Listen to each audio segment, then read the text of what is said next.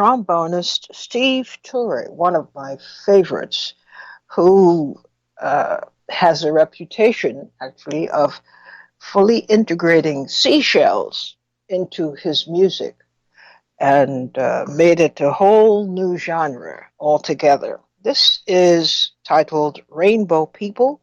It's from his 2008 album of the same name. Kenny Garrett on alto and soprano sax, Sean Jones on trumpet and flugelhorn, Mulgrew Miller on piano, Peter Washington on bass, and Ignacio Berroa on drums.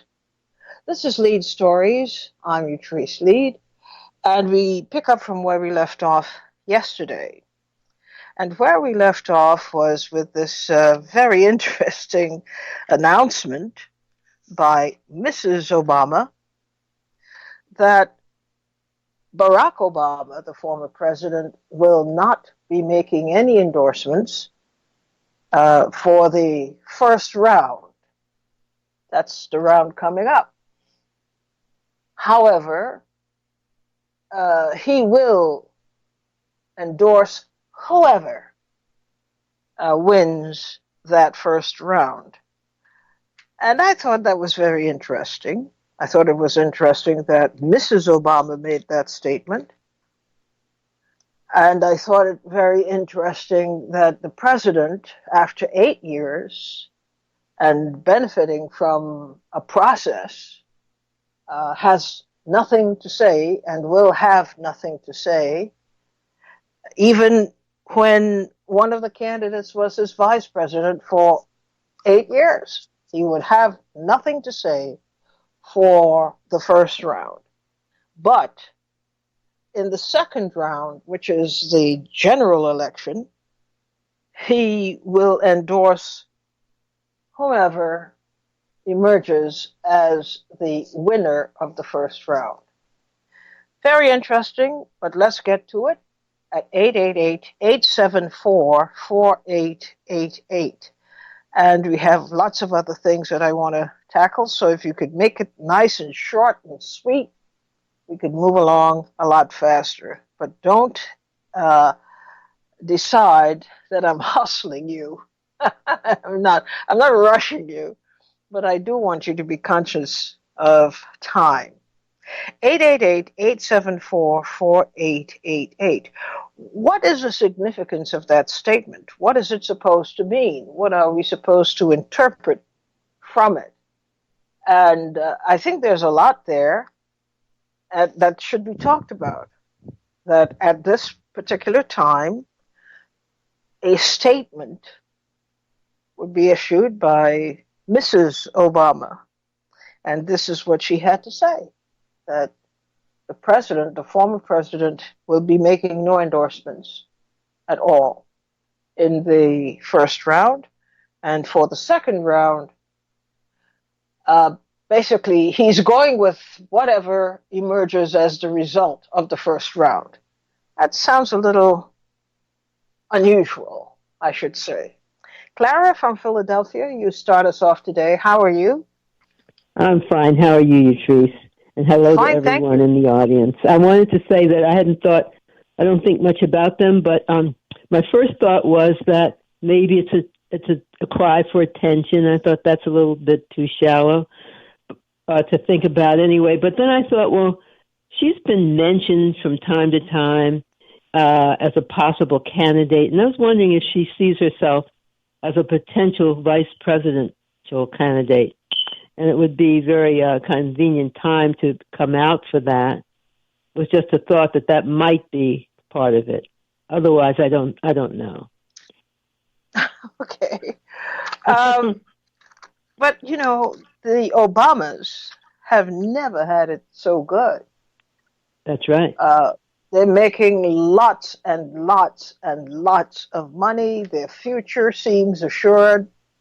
And you would wonder why, after reaching this point in their lives, they want to take on, you know, the hornet's nest of making decisions and endorsements that won't no matter what they say, people are going to be dissatisfied. So the best thing to do is to continue doing what they've been doing, which is to lay low and shut up.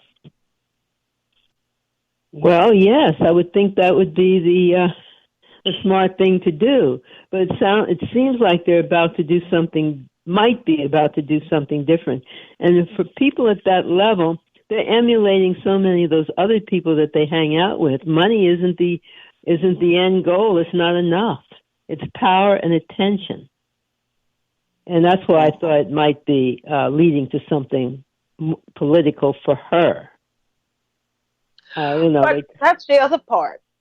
Why would she be the one making the announcement since she was never in politics? I mean, as an elected official. Oh, well, I can only surmise that he doesn't really want to be bothered, but... Okay, well, I don't know.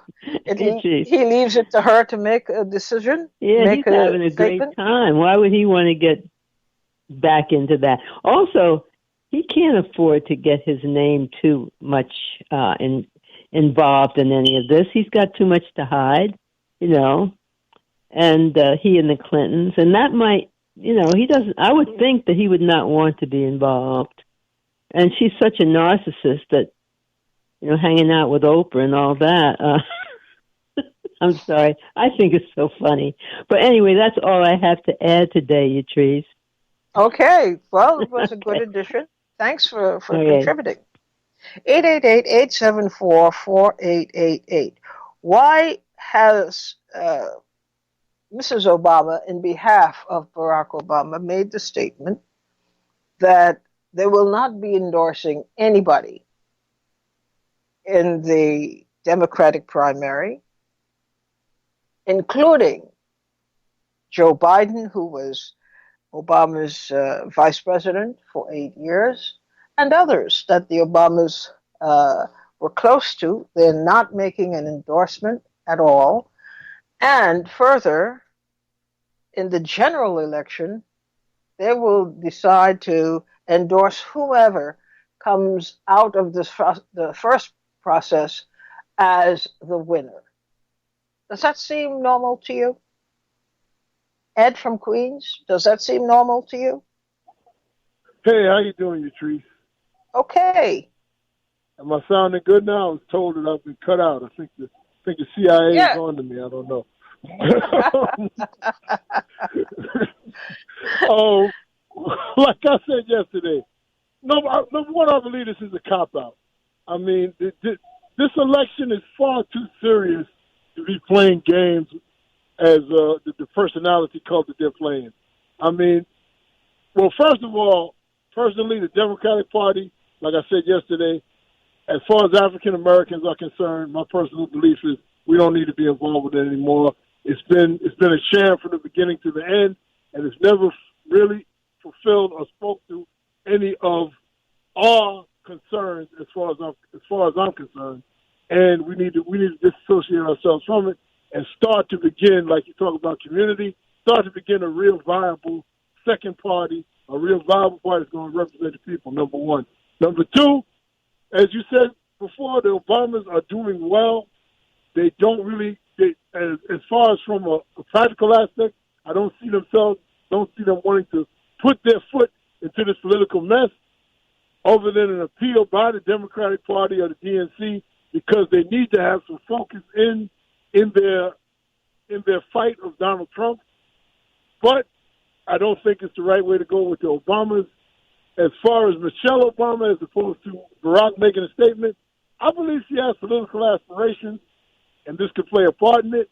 I don't know if it's in this election or maybe they're planning for the future as far as what may.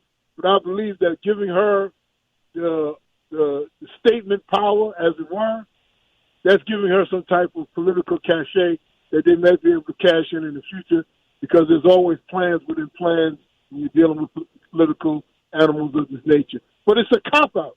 I mean, they don't have a viable candidate. Bernie has been neutered to a certain extent because he has no political identity as of now. Biden, he's a nice guy, but He's pretty much a simpleton. And he as far as dealing with Trump, I don't think he'd be any real competition. And the 20 other personalities from Kamala Harris to Cory Booker, it's a personality cult. Nobody's really speaking to any of the issues that are pertinent: climate change, reparations, the wealth gap.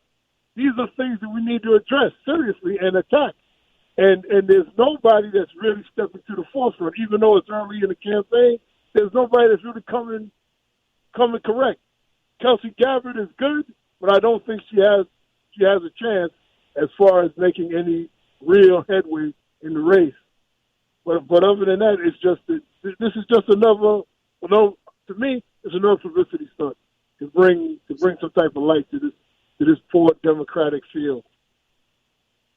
That's my take on it. So you say it's a cop-out, and you say it's possible that Michelle has future political ambitions, but it is still not from what I'm getting from you, it is still puzzling as to why the president at this time, through his wife, will make such an announcement. It seems very unusual. Well, it is. I mean, he's the one that you would expect to be at the forefront of helping the nominee of the Democratic Party, whoever that may be, and a major player in the decision-making process. But he's certainly taking a hands-off approach and putting the ball in the lap of his wife. That I don't really understand. I don't know what other than her future political aspirations, I don't see what the point of that would be. But we live in a time where there are several politically unqualified people stepping into highly crucial and highly technical political roles. So it's like a circus. You know what I mean? You got Donald Trump, his daughter, his son, this one, that one. People with no background, no etiquette, and I don't respect. I'm a professional. I don't respect anybody that steps out of their lane without any type of training. You understand what I'm saying? If you know something, you know something. You go, you learn a trade, you learn a skill, you learn a discipline. You put a certain amount of time, a certain amount of effort, a certain amount of blood, sweat, and tears into it. And for someone else to step outside of their lane to get into your lane, I got no respect for you. What are you talking about? You know, you're like a guitar player. It's like a influenza. You know, it just roams around. The germs roll around until they land on somebody, and then you got it. You got the same disease. That's what's going on. Thanks, Ed, for calling. Thank you. Thank you very much. All right. So have you noticed that within the Democratic Party, there's a kind of a hush after all this euphoria about Miss Harris, Kamala Harris, and the big takedown that she supposedly succeeded with Joe Biden. And the reports were right after that, her coffers were just laden with riches, people throwing money at her campaign. But you don't hear very much. You don't hear very much about Kamala Harris anymore. So was that a one-note wonder, the one-trick pony that we had where she decided to drag Biden back into the years and years and years ago, because what she was calculating that would resonate with the people is this implied, it was smoothly done. She started off by saying, I don't think you're a racist. That's an old trick, and that's been tried before. It's tired. It's like saying, I don't think you're a thief, but you make all the points that, in fact, you believe the person to be a thief. So, okay, so she had her moment. Is she done? What do you think? Is Kamala Harris done? Has she played her card? 888-874-4888, or is there more to come from Kamala Harris? Having been elevated through this tactic that she pulled, and I'm proud to say that we did not support her in taking this tact. It was very, very amateurish, really nasty. It was a nasty thing to do. And it now left her wide open for criticism as a prosecutor. Now she's perfectly suited. She is well set up, and by her own action, to have her career inspected as a black woman prosecuting a majority of people in California, in her district, and sending them to jail. You see, you can't do these things without understanding that there's a price to pay for just plain stupidity. She did not think of her strategy very well. It worked for a minute. It got her lots and lots of attention. It got her lots of money. And as we talked about it here, that was not the smartest move that she could make, especially this early in an election. Patricia from New York, you're on the air. Good afternoon, Yatrice, and good afternoon to the PRN family.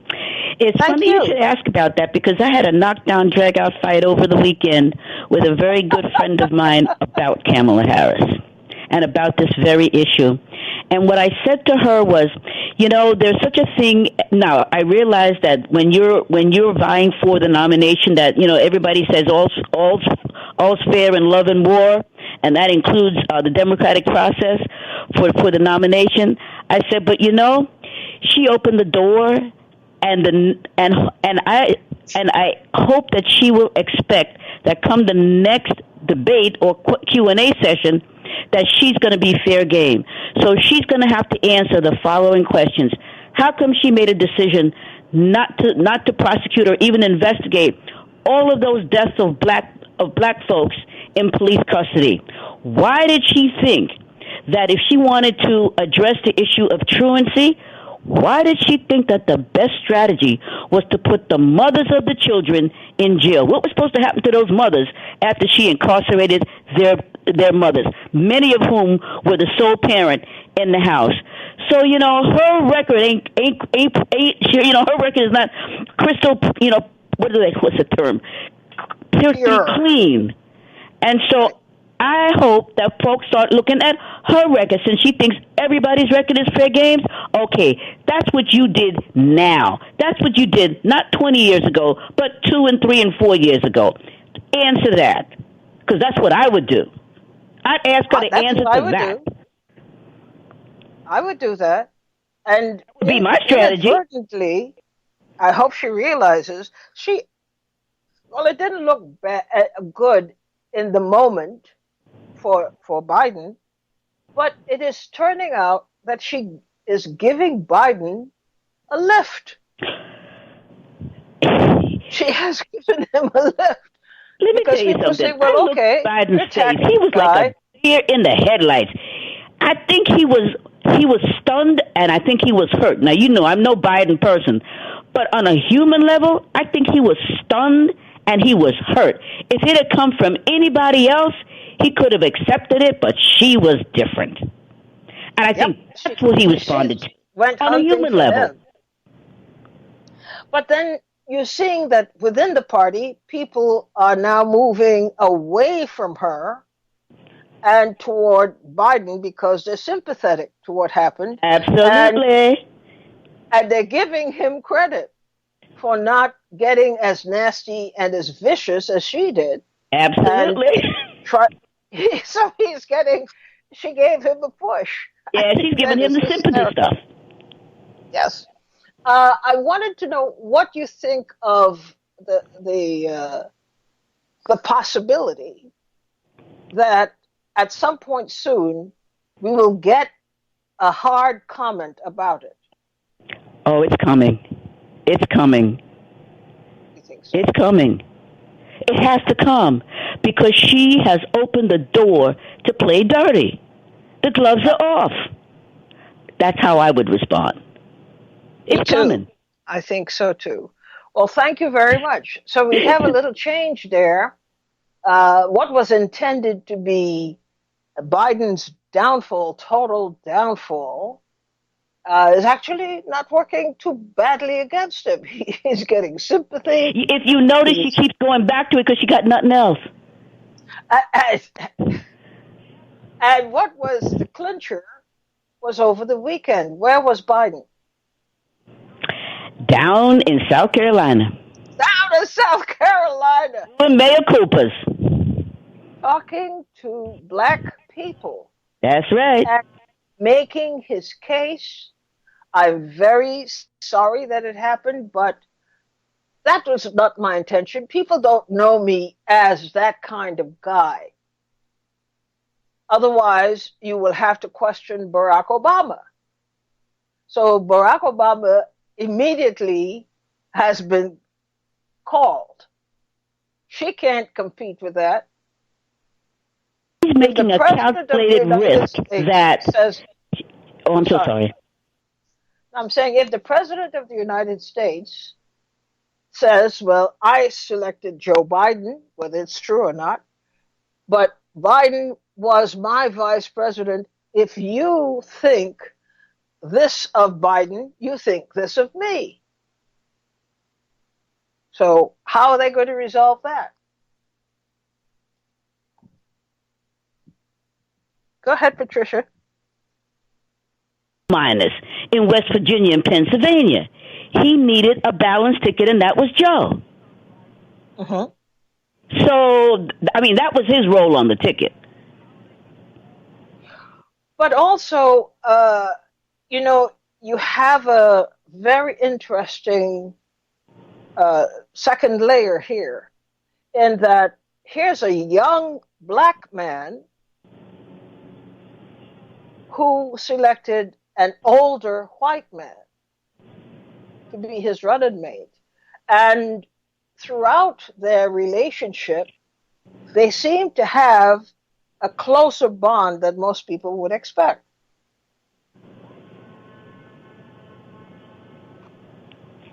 Correct. Well, thank you, Patricia. You see how politics works. All you have to do is just observe.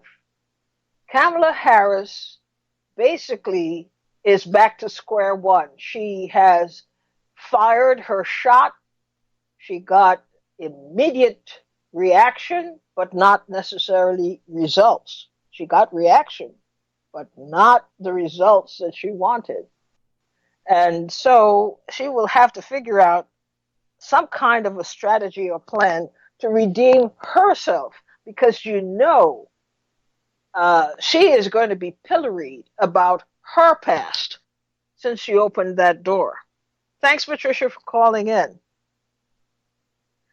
Well, see, politics changes right before our eyes, and all you have to do is observe and analyze. This is how your opinion is formed. It isn't about what they say they are. It's about who you see them as, based on the facts. And then they'll have to deal with that. I want to talk about Miss Pelosi, Nancy Pelosi, the leader of the Democratic Party. She seems to have changed her diet quite a bit. She's now eating her young. She has carefully selected the incoming, the newbies, if you will. She's carefully selected them, and she has publicly upbraided them for being leftist. And in that action, she is giving permission for any and everyone, from whether within the party or outside of it, to attack them. Is this something that a leader should do? Especially since she knows that they are left of center. They have never apologized for it. They've never made it a secret. They come into the party, and my reaction is that the general reaction ought to have been, well, thank the Lord, we have some new oxygenated blood. You have some problems, that's true, because on a couple of levels, they have kind of missed the mark about how they're supposed to behave. I've talked about that. But on the other side of that same equation, you have a stodgy party, all acting like children, waiting to find out what Nancy wants done next. They dare not move independently. They dare not introduce a new thought or new action. They dare not introduce new legislation. They dare not defy her in any way. So what she decides that she would do is to eat them, gobble them up, destroy them. At this time, the party needs more cohesion than any time recently. It is fractured, it is fragmented, and it still is looking to 80-year-old Nancy Pelosi to tell them what to do. These people come out of communities where they know intimately what the people of their districts want. And they're trying their best to get the point across. But the leader of the party seems to have it in for them, to reduce them to beggars, reduce them to people asking if permission to do their jobs. And maybe it's because they've gotten a lot done, or they are attempting to do a lot, and it is embarrassing the leadership of the party. Now, the party could hardly afford to lose any kind of cohesion, as fragmented as it is. But they're going gung-ho at it as if they don't recognize that the people recognize that they are suicidal. They're suicidal in operating this way. What are your thoughts about that? 888-874-4888. What is the deal with Nancy Pelosi? Why is she being so hostile and destructive? Why is she not understanding that as leader of the party, she's setting a tone from which they will never, ever, at least not in the near term, they'll never emerge. They'll be swimming in swill for several decades if they don't hurry up and do something about this party. The party is not where the people are. There is a distance between the party and the people. We don't know at this point, except that everybody points to Nancy Pelosi as the leader of the party. I didn't know that. I didn't know that the party had a leader. I thought the party was a party of leaders.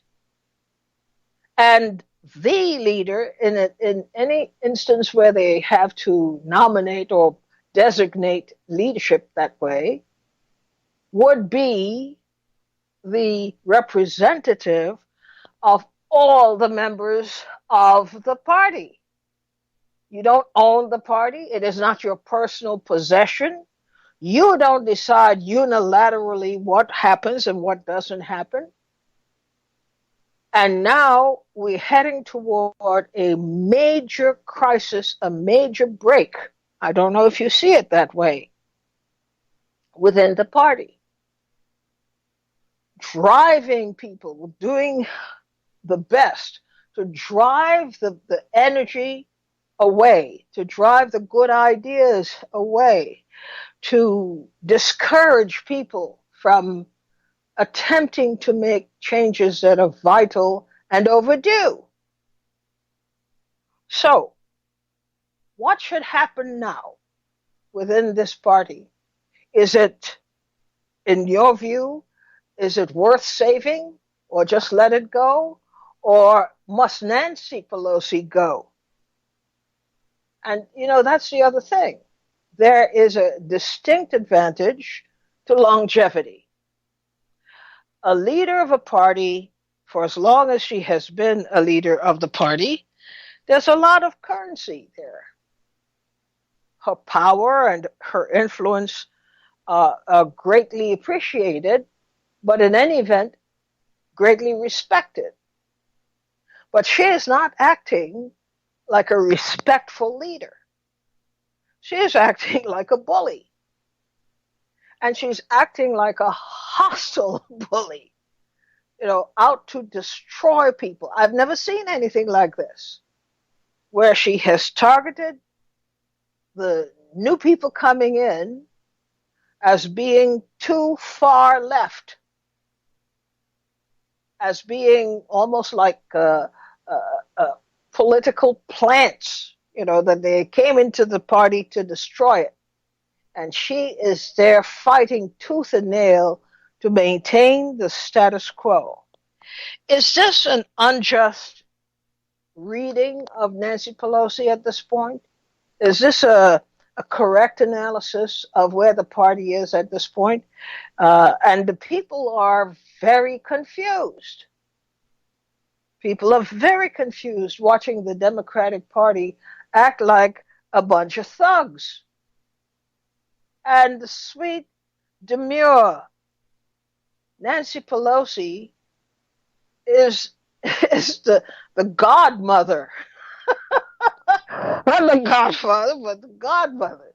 She is running an enterprise in which everybody must do exactly as she says, and she will tolerate no challenges. What will happen to the Democratic Party if this continues? What do you see? 888-874-4888. Come on, we got to move fast today so we could cover a lot of ground. Why is Nancy Pelosi behaving like this?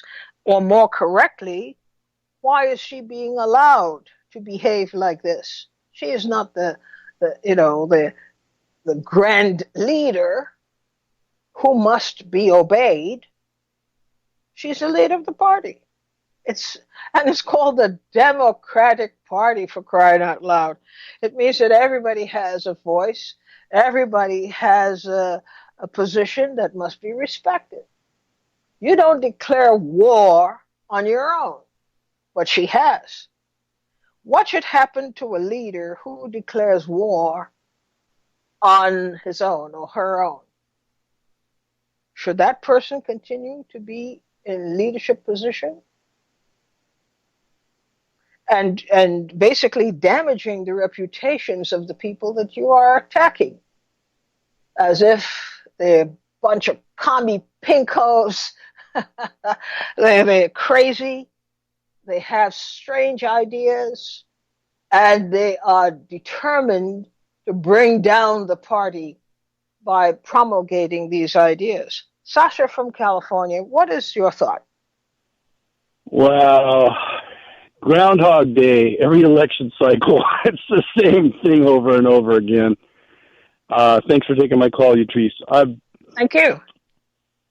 I've been listening to Pacifica Radio for over 30 years, since 1987, and it didn't take but 2 years for me to see get enough information and see the writing on the wall when I heard the first announcement of green groups meeting before we had a party in California. We had green movement groups, and they were basically instigated by the Quakers, which was a fabulous thing. And then within a couple of years, we all, majority of us decided, well, we want to have a political arm and make an actual party.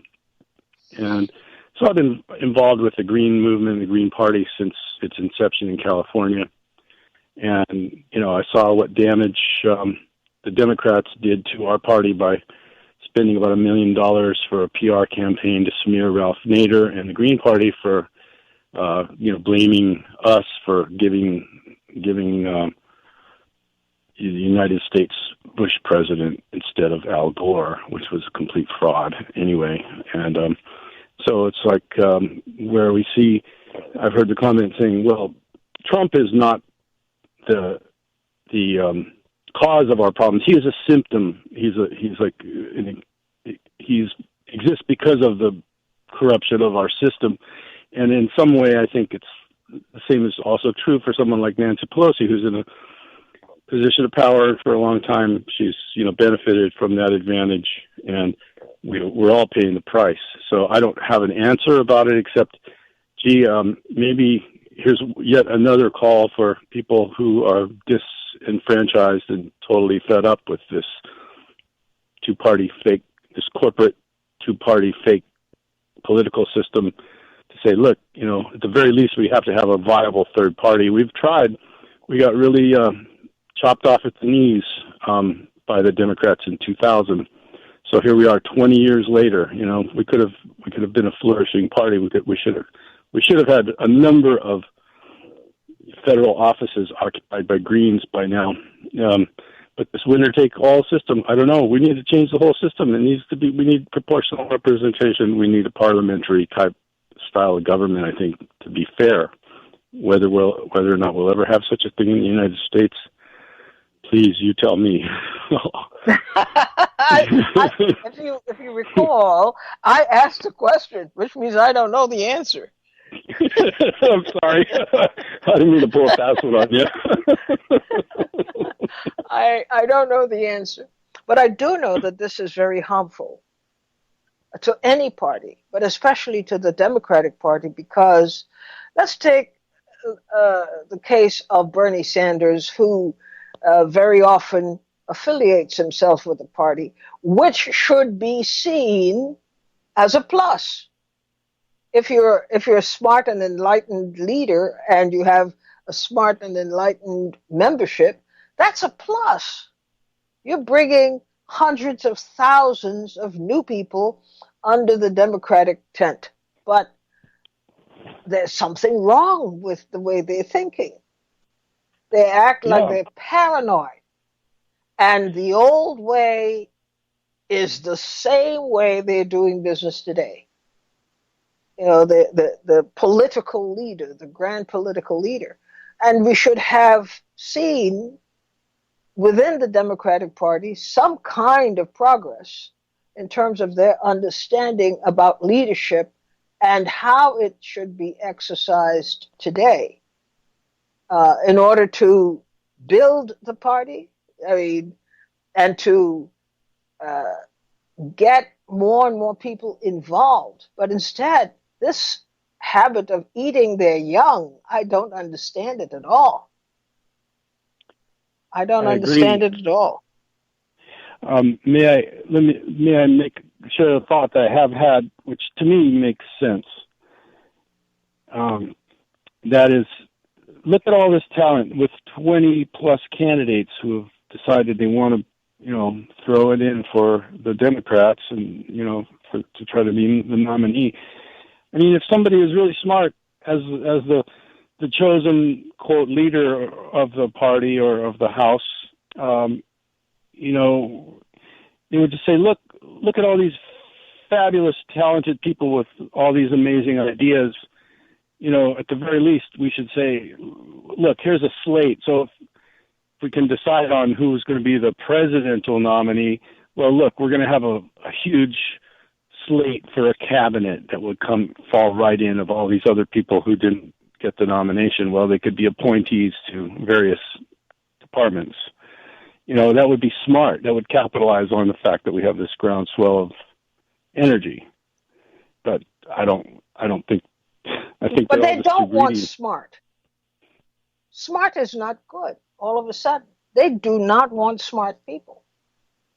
They want the old traditional hacks, where they know from the word go where their weak spot will be, which is money and power and influence. Not advancing concepts, not advancing ideas, not advancing, the rules and the laws of this land, so that more people are brought in, more people benefit. They're not working toward that. They're working toward party dominance. It's the same on the Republican side. They're working for party dominance. Well, at some point, you have to recognize that even if you're working for party dominance, if people are leaving your party, you no longer have dominance. If people don't want your party, you don't have dominance. A smart politician would look to the future and would kind of get an idea of how things are unfolding and where they're likely to go. What is likely to be the political future? And deal with that. You have younger people. The old ones are dying out. Unless in your head, the old ones were just the right ones and you couldn't care less about anybody else joining your party. And you'll be left with your party. You and your old wise ones will be all by yourself. Maybe that's what they want.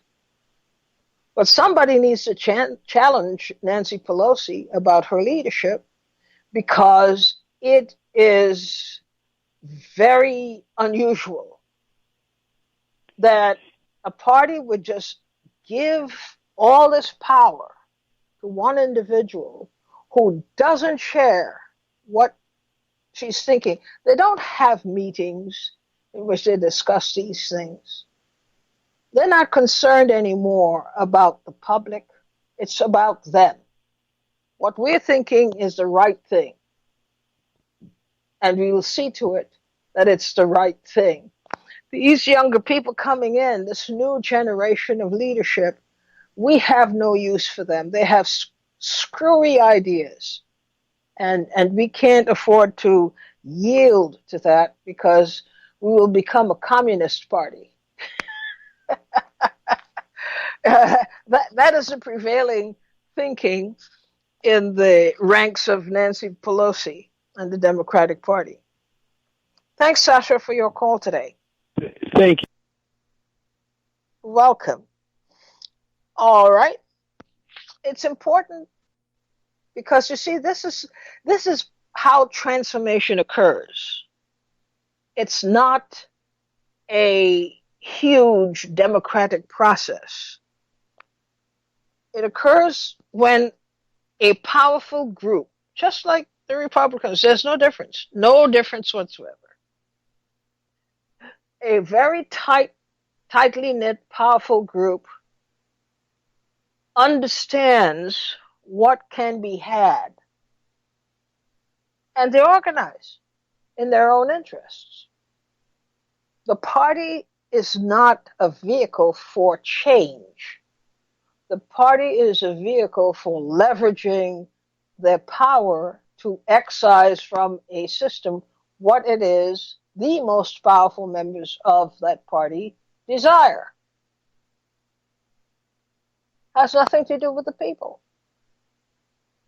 We think and we hope and pray that they get it, that politics, it's supposed to be about leveraging power for the popular good. That's not their thinking. Their thinking is, what's in it for me? And I believe that somebody should be looking to challenge openly challenged within the Democratic Party, this question should be raised. Where exactly is the party going? Why is it that people have this view of the party? What does the party have as its priorities for the next 20 years? What will its leadership look like in the next 5 years? What has the party accomplished? What does it need to work harder at in order to succeed in its overall objectives? They're not talking like that. They're talking about who will get the preferred committee assignments to aggregate more power and authority and influence so that their price will go up. You want to get such and such done? That's my committee. Here's what we need you to do. A party is not functioning like a political party.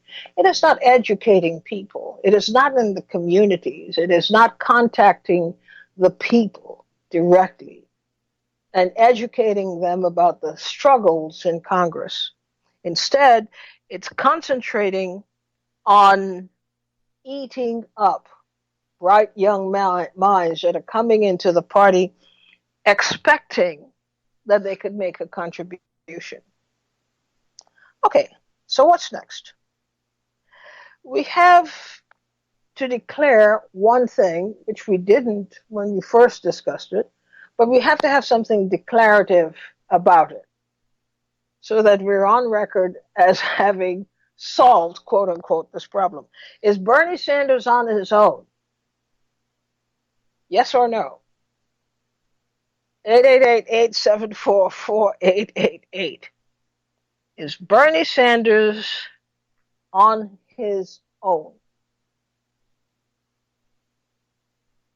We're not seeing very much in the way of reaching out to Bernie Sanders and supporting Bernie Sanders in very pivotal ways to help him win particular districts that the Democratic Party as a party cannot win. So we're seeing an estrangement, and they're making no effort to disguise it. Bernie Sanders seems to have been jettisoned. He seems to be on his own. Is that a correct reading, or is that a false reading? What say you? And what would be the consequence of this? You're not hearing Bernie Sanders slash the Democratic Party anymore. Even they are clear that this is the way it ought to be. You go your way and I go my way. But it doesn't seem to be any kind of a cooperative venture in taking on the Trump administration. What could the likely scenario be? Is Bernie Sanders being made to understand that he has got to fare for himself, the party has done enough, and he should, go his own way? We thank you, but goodbye. Is that what's happening?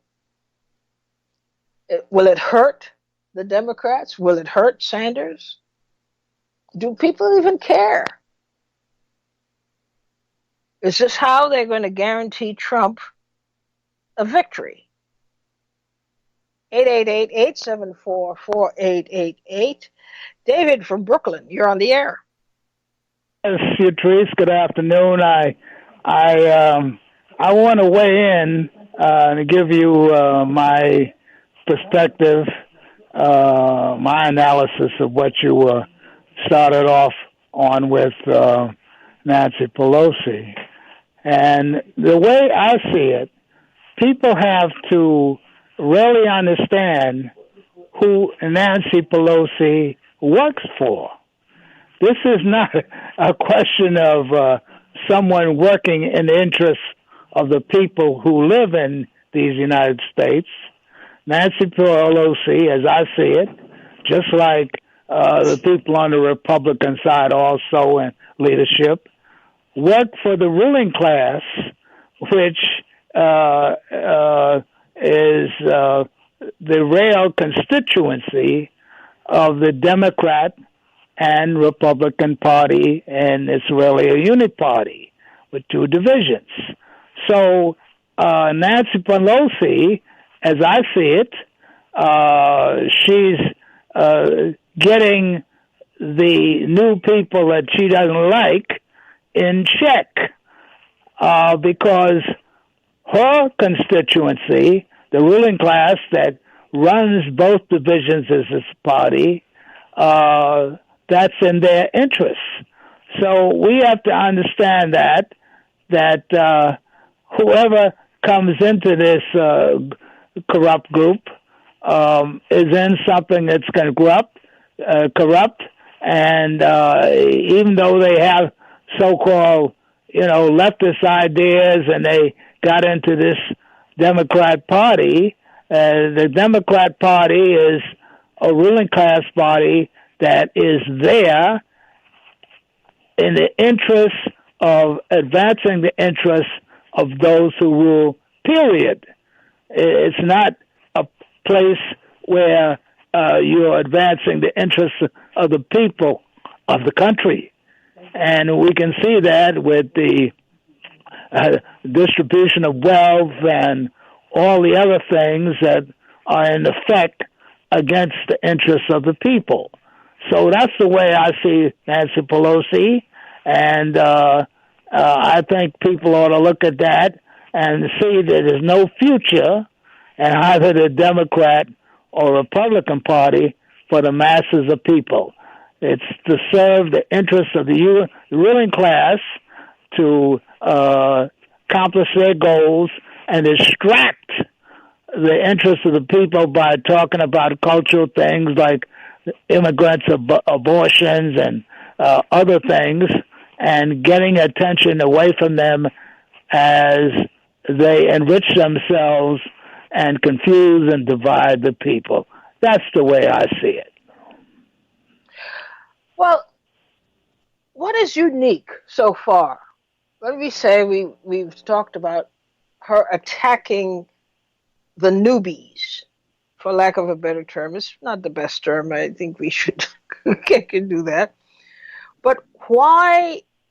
What is common with the people that she's attacking?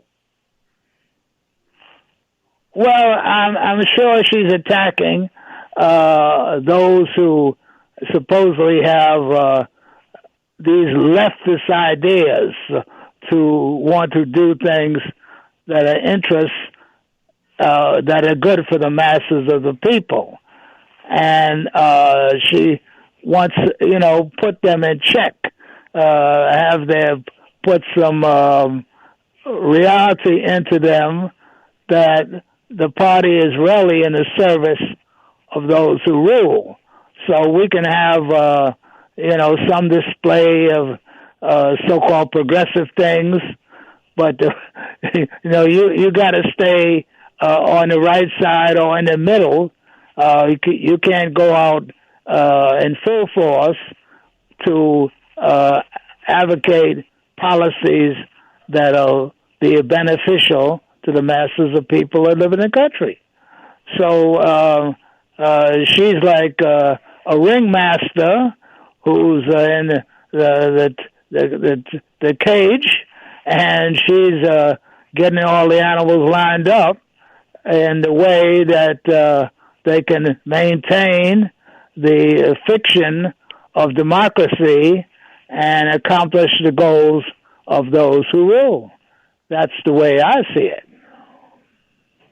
Should she be allowed to openly attack them and to denigrate them and to basically give permission to others to do the same? Well, that may get her some extra benefits from those who rule. I'm sure they will like that, and she feels that she can get some mileage out of that by doing that, and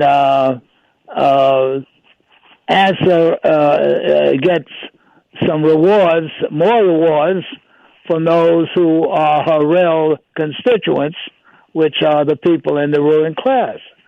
So, in terms of the United States, where we have this terrible situation with white supremacy, racism, that will get some mileage there too from some of the people at the base who would, be very happy to see her attacking, especially these people of color.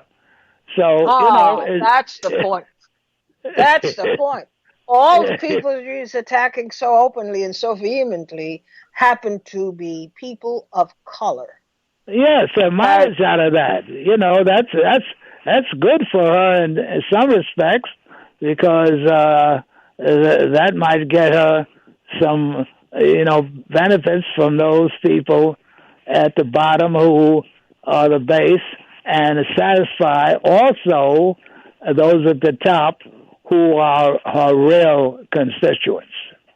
Okay, we have to leave it there for today. Thank you so much, David, for calling in and contributing.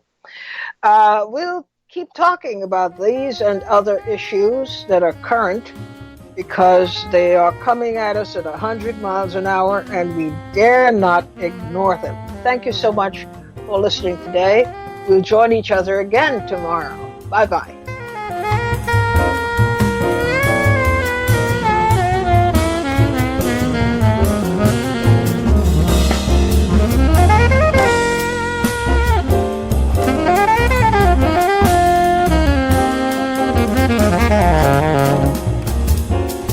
Mm-hmm.